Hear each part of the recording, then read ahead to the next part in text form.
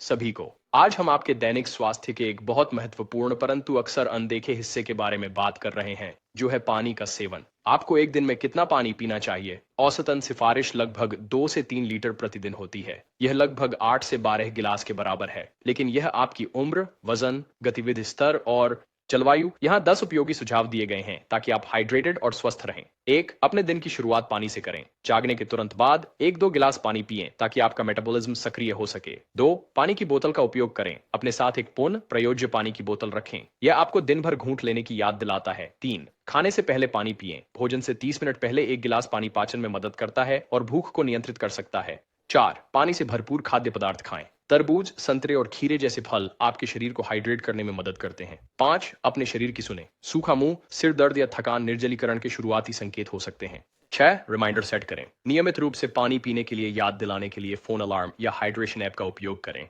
7, अपने मूत्र के रंग की जांच करें। हल्का पीला रंग मतलब आप हाइड्रेटेड हैं। गहरा पीला रंग चेतावनी है। 8, बहुत अधिक मीठे पेय से बचें। सॉफ्ट ड्रिंक्स और एनर्जी ड्रिंक्स पानी के रूप में नहीं गिने जाते और आपको डिहाइड्रेट कर सकते हैं। 9, मौसम और गतिविधि के अनुसार समायोजित करें। गर्म मौसम में या व्यायाम के बाद आपको अधिक तरल की आवश्यकता होती है। 10, प्यास लगने का इंतजार न करें। प्यास देर से लगती है। पूरे दिन पानी पीकर आगे रहें। याद रखें, हाइड्रेटेड रहना आपकी ऊर्जा बढ़ाता है, आपकी त्वचा में सुधार करता है और आपके हर अंग को बेहतर काम करने में मदद करता है। स्वस्थ रहें और अधिक स्वास्थ्य टिप्स के लिए लाइक और सब्सक्राइब करना न भूलें।